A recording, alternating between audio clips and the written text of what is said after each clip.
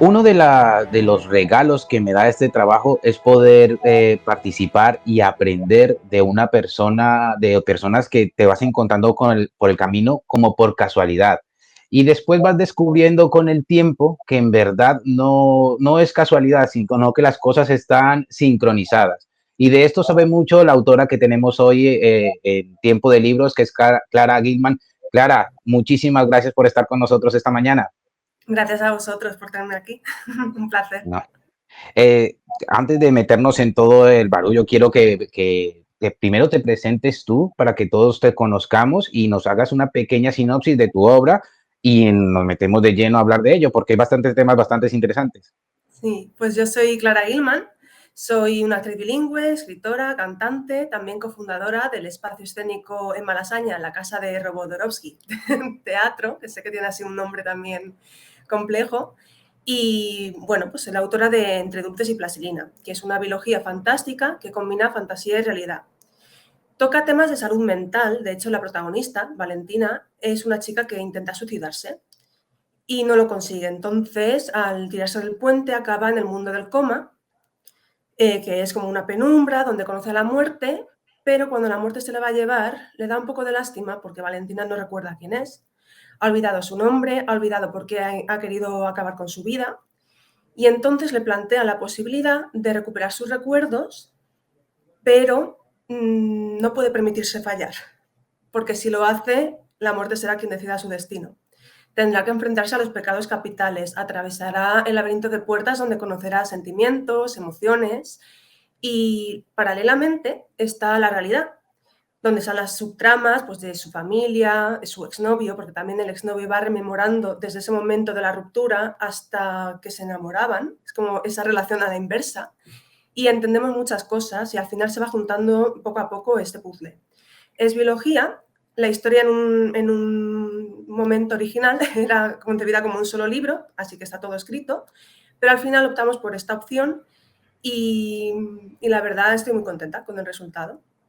Clara, una de las cosas que me ha gustado muchísimo de tu obra, sobre todo porque siempre se ha vendido la idea de lo implacable que puede llegar a ser la muerte. Y sin embargo, en tu obra tiene compasión y tiene esa cualidad humana de sentir compasión por la protagonista, por Valentina.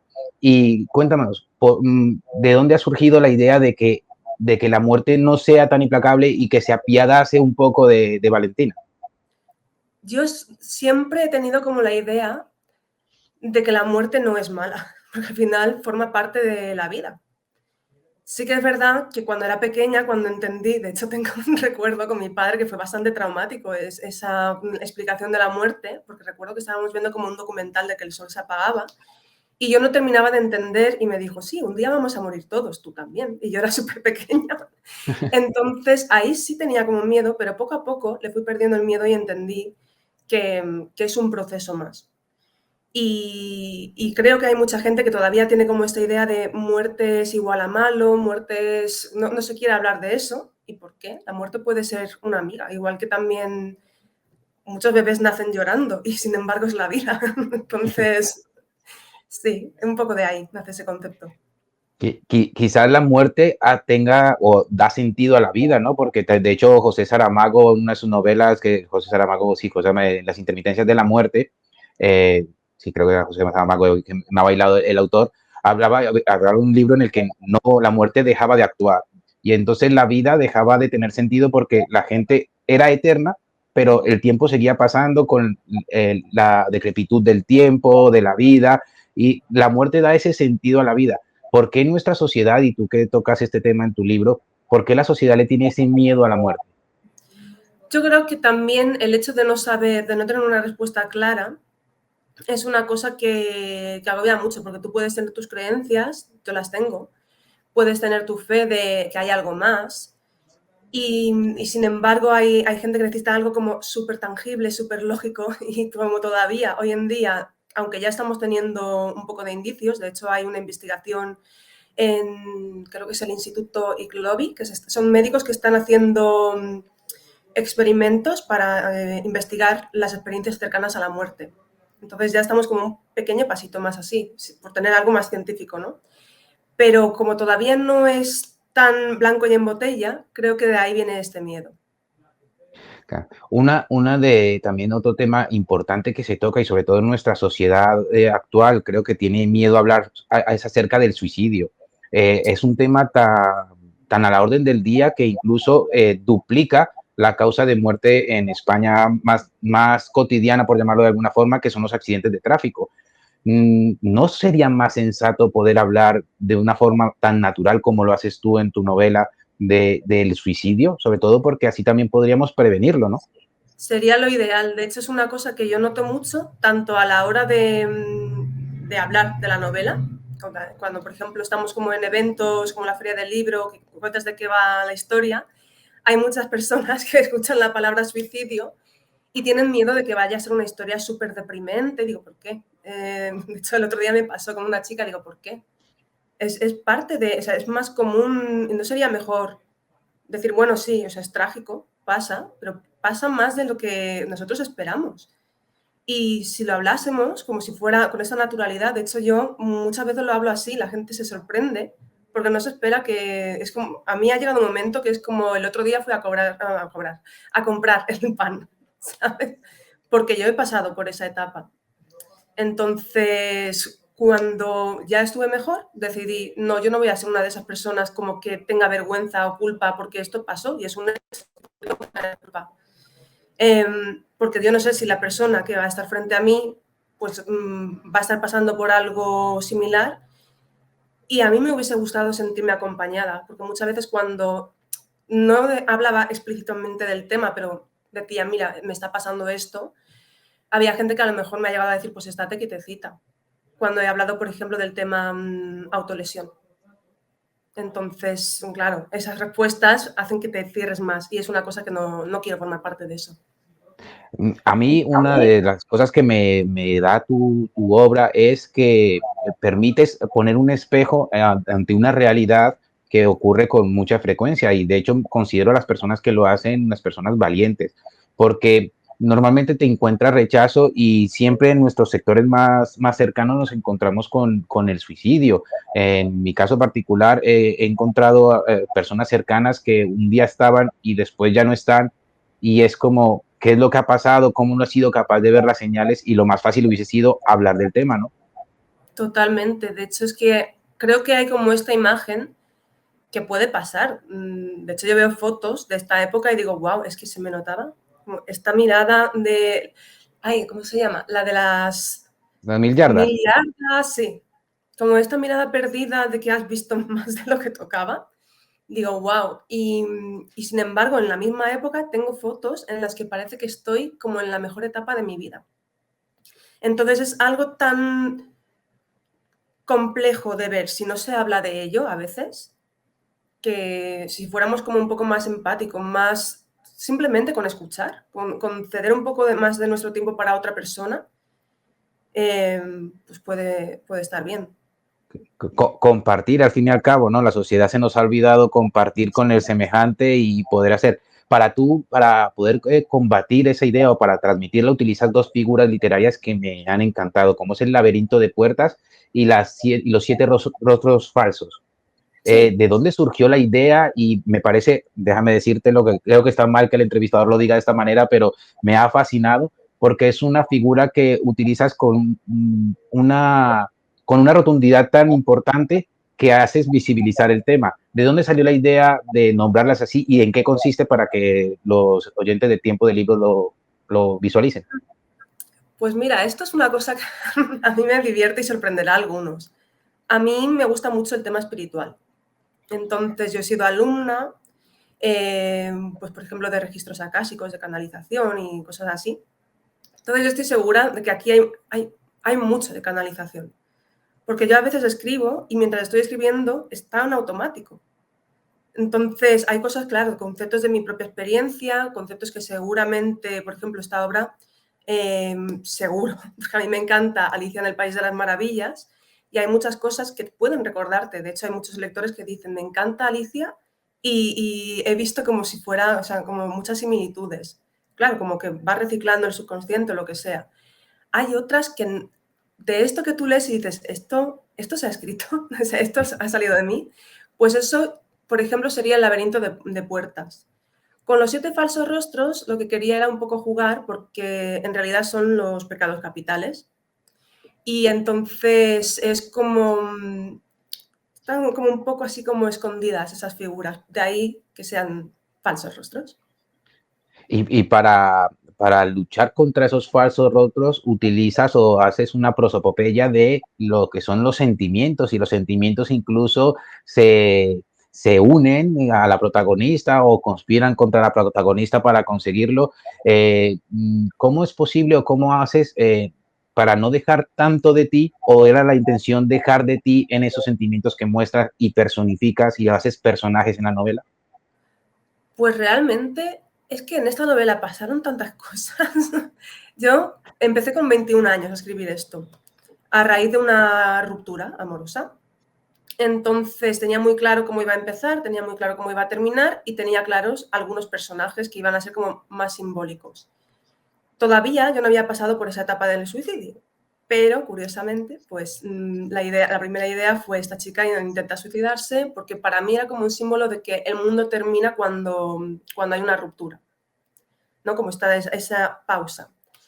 Llegó un momento que parecía como que el libro me estaba escribiendo a mí. Entonces yo misma me vi como delante de un puente en una etapa de mi vida.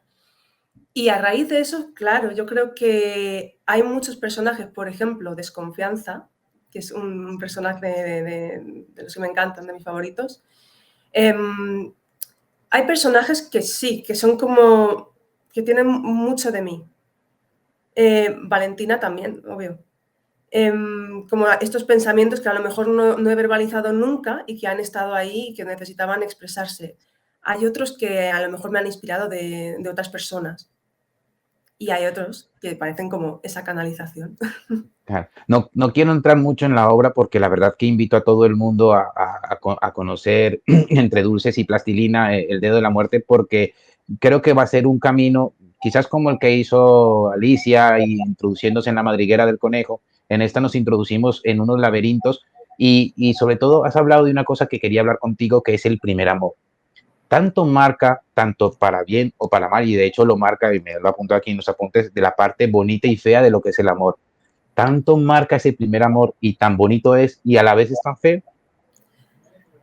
No puedo hablar por todo el mundo, en mi caso sí, en mi caso fue bastante traumático, sin que hubiese demasiado drama de por medio, ¿no? Pero, no sé, yo me enamoré con tanta pasión de esta persona y no fue recíproca esa pasión y está bien, no pasa nada. Con el tiempo he aprendido de ello.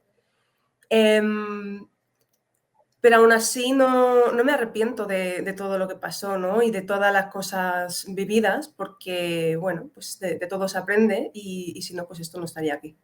Y me siento Claro. muy orgullosa de que la historia está aquí. Quizás el problema sea la idealización de ese primer amor, ¿no? El dejarlo, el ponerle la expectativa tan alta, ¿no? Sí, también yo creo que siendo el primero, sobre todo si es como un amor adolescente, que fue mi caso, que es como, ya tienes como referencias, ¿no? De películas, de libros, de lo que sea, pues esto es, esto es el sí rotundo y a veces pues para nada. Y sí, sí, total. Según tu experiencia, ¿el amor puede llegar a ser eterno? Sí, claro. Un ejemplo que a mí no deja de asombrarme, que además creo que este concepto se trataba también en la película, se me olvidó el nombre, pero no, Interestelar, ¿no? Cuando alguien ya no está, por ejemplo, mi abuela ya no está. Oye, pues yo sigo queriéndola y esa persona ya no existe, ya no está físicamente, no está aquí. Y yo sigo cada vez que pienso en ella recibiendo ese amor. Entonces, ese tipo de amor para mí es eterno.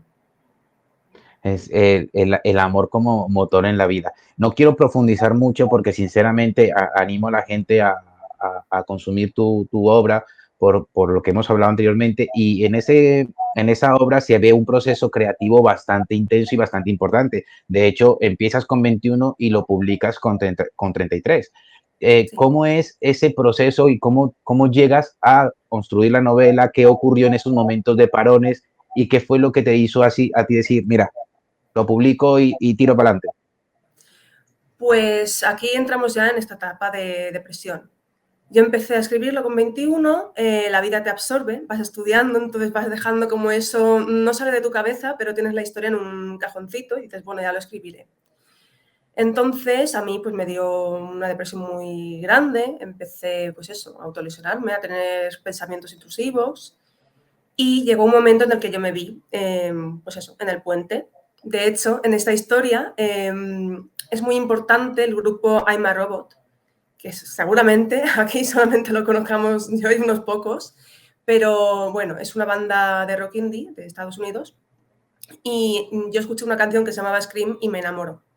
Y empecé a investigar más, estuve un año solamente escuchando esa música, o sea, no había nada más en mi MP3.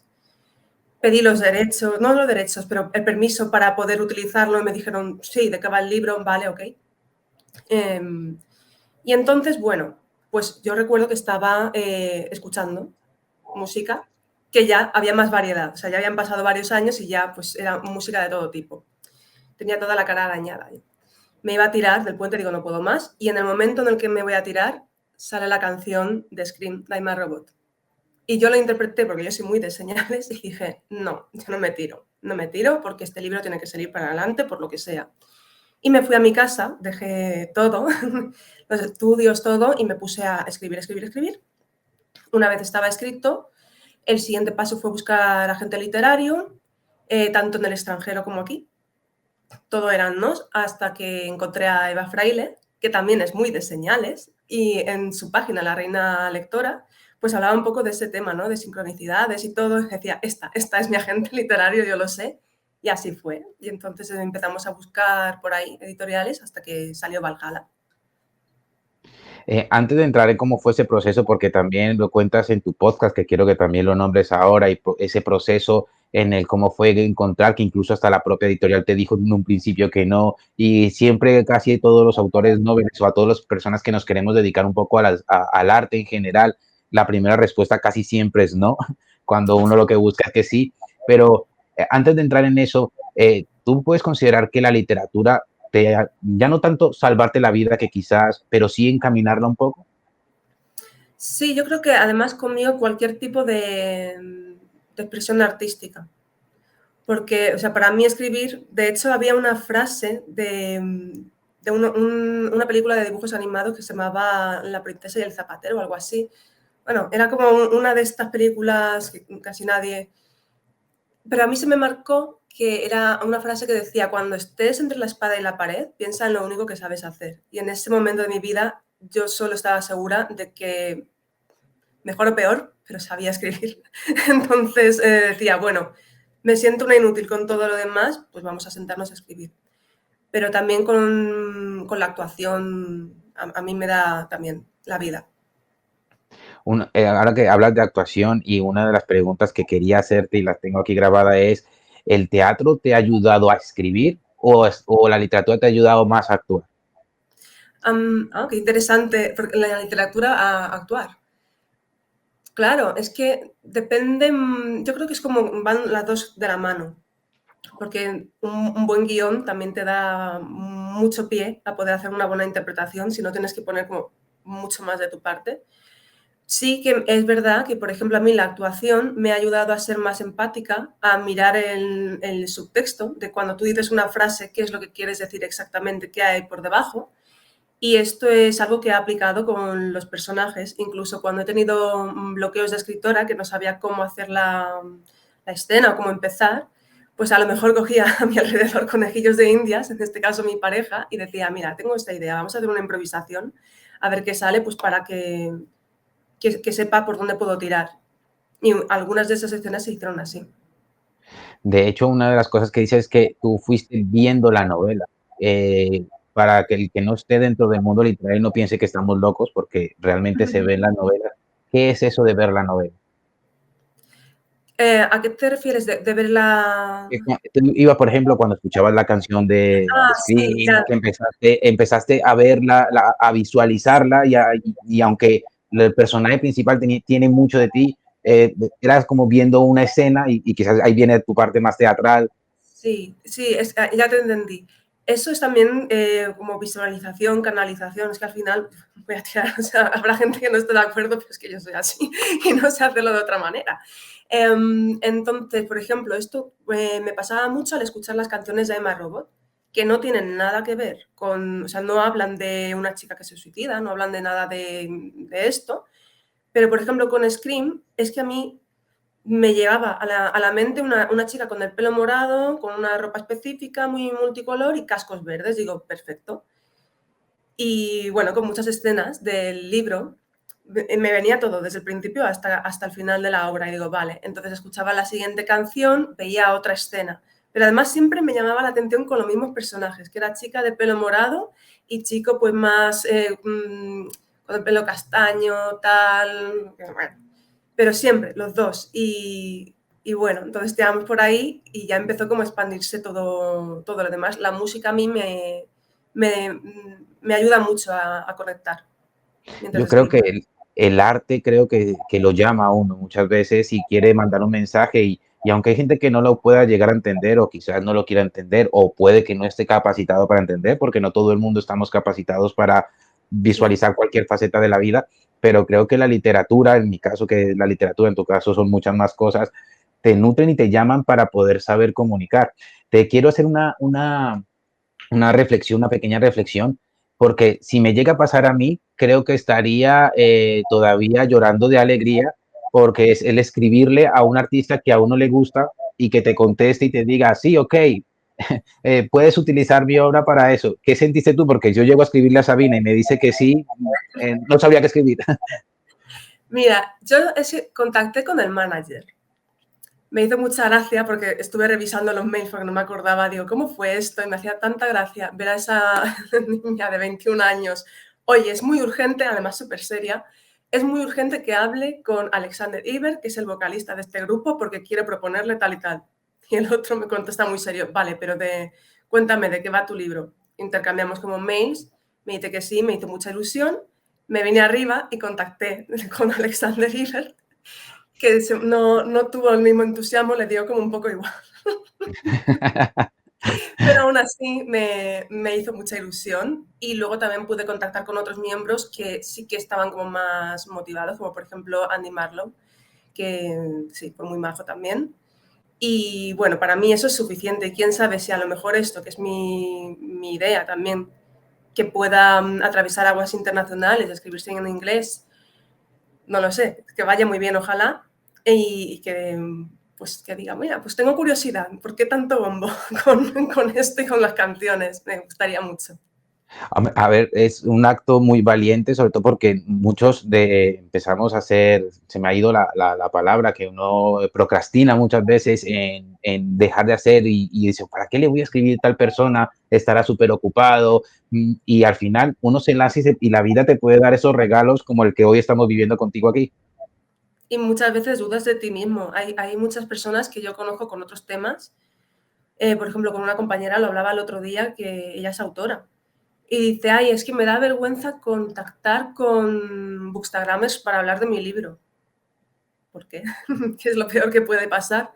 Que uno, si te dicen que no, por lo menos les hará ilusión que quieres contactar con ellos. Y dos, si te dicen que sí, pues estupendo. O sea, no hay nadie que te vaya a criticar por ponerse en contacto contigo, no sé, no estaría bien de la cabeza. Yo soy uno de esos que soy una persona bastante temerosa y bastante, me da muchísimo reparo muchas veces porque pienso que lo que estoy haciendo no es bueno. Quizás todos sufrimos un poco del complejo se me ha ido el complejo Síndrome del impostor. del impostor. ¿Todos sufrimos de ello o solamente los artistas? No, yo creo que todo el mundo, ya sea en un contexto o en otro, sufre esto. Sí que es verdad que los artistas, por norma general, eh, muchas veces yo creo que el artista es el peor enemigo de sí mismo. Pero creo que eso también puede pasar a cualquier ser humano. el ser el propio enemigo de uno mismo, yo creo que eso también te ayuda a dar un paso más allá, ¿no? Porque si se vence uno a sí mismo y se vence lo que tienes al otro lado del espejo, da la posibilidad de dar el siguiente paso, ¿no? Totalmente, sí. Ahora, ahora me voy a meter en el tema de la elección del género, porque el género es muy importante en la literatura y a mí me decían en una ocasión de que la ficción alimenta la realidad de la misma forma que la realidad alimenta la ficción. ¿La fantasía alimenta la realidad o alimenta la ficción?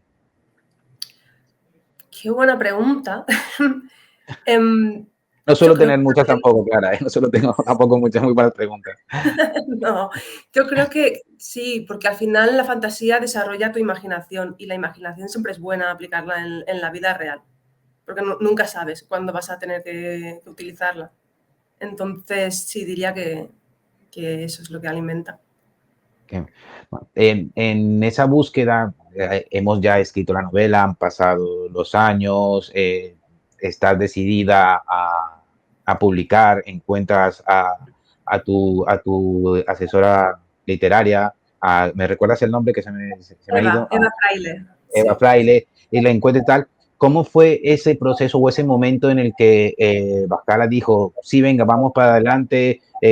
Porque muchas de las personas que nos escuchan y nos ven en tiempo de libro son autores noveles que se imaginan con ese momento y muchas veces no saben cómo es. Cuéntanos tu experiencia y qué sentiste en el momento primero cuando te dijeron que no y después cuando recibiste la llamada, el mail por el medio en el que lo recibiste. Pues Eva lo que hizo era una lista, entonces íbamos como escribiendo ella iba contactando con las editoriales. Entonces me iban llegando de tanto en tanto pues editoriales que decían que no y el artista está acostumbrado al rechazo porque la palabra que más va a escuchar es no. No. Entonces es una cosa que al principio te puede costar, pero es una realidad.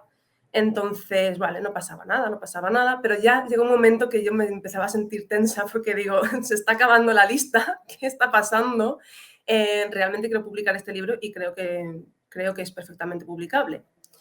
Entonces, Eva pensó en Valhalla, porque por Valhalla había dicho que no.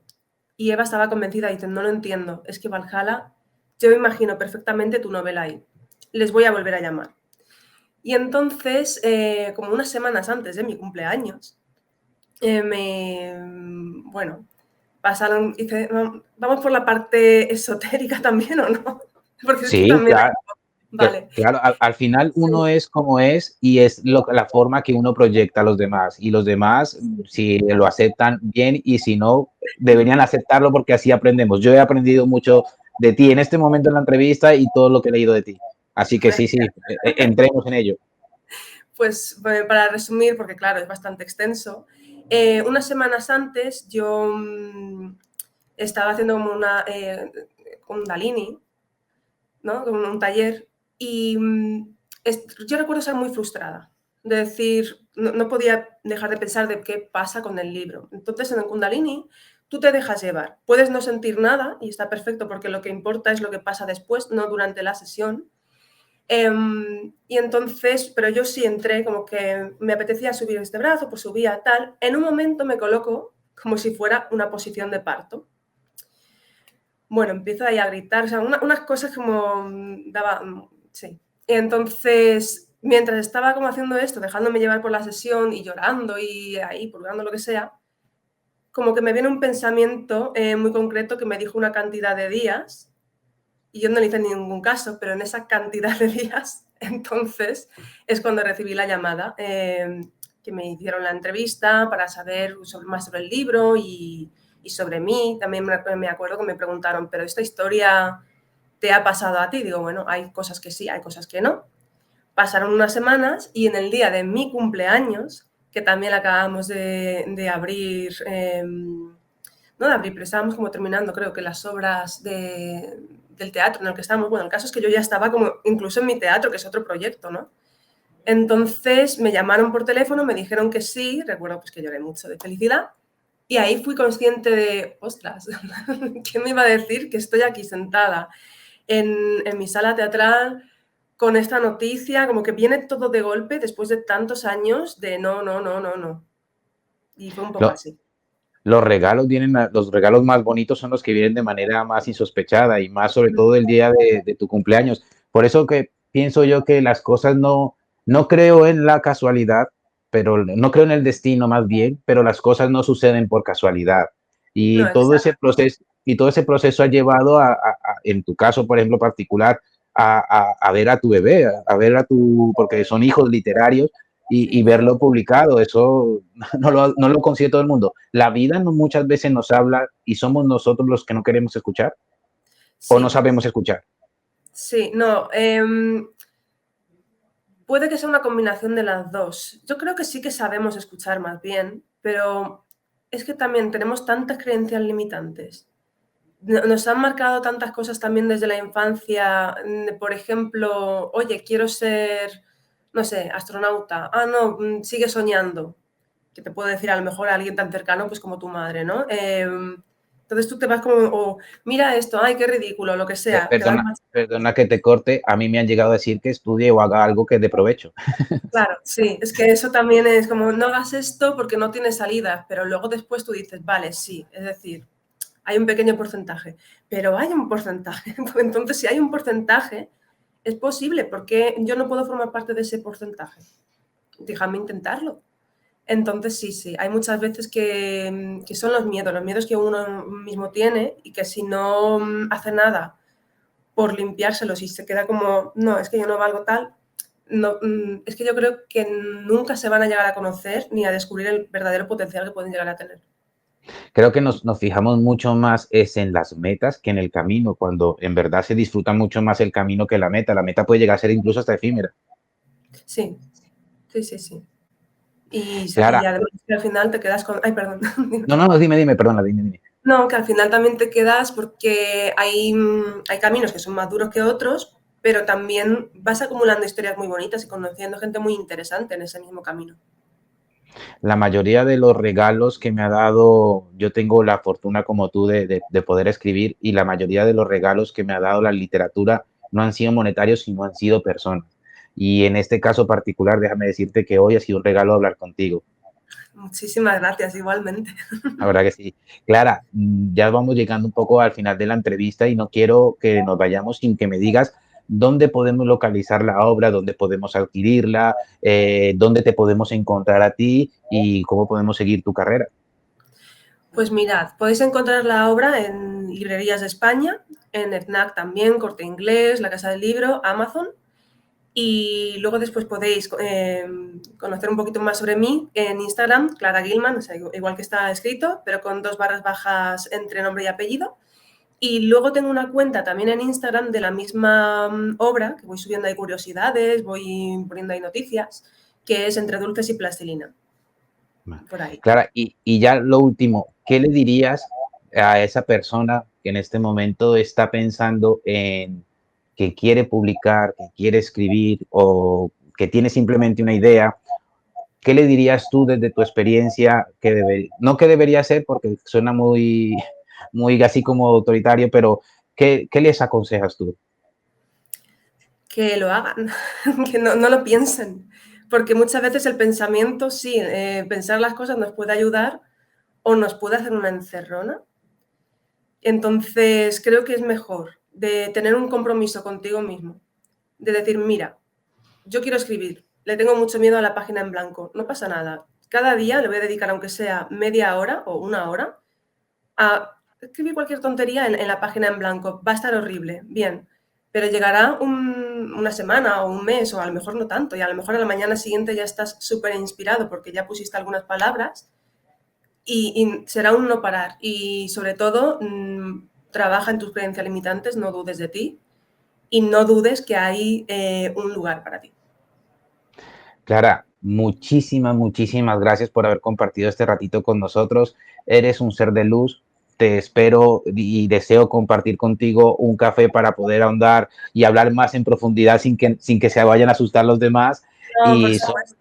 y sobre todo, deseo con ansia la segunda parte y que podamos seguir compartiendo. Clara, muchísimas gracias. Muchísimas gracias a vosotros y ese café pues cuando quieras. Gracias. Hasta luego, gracias.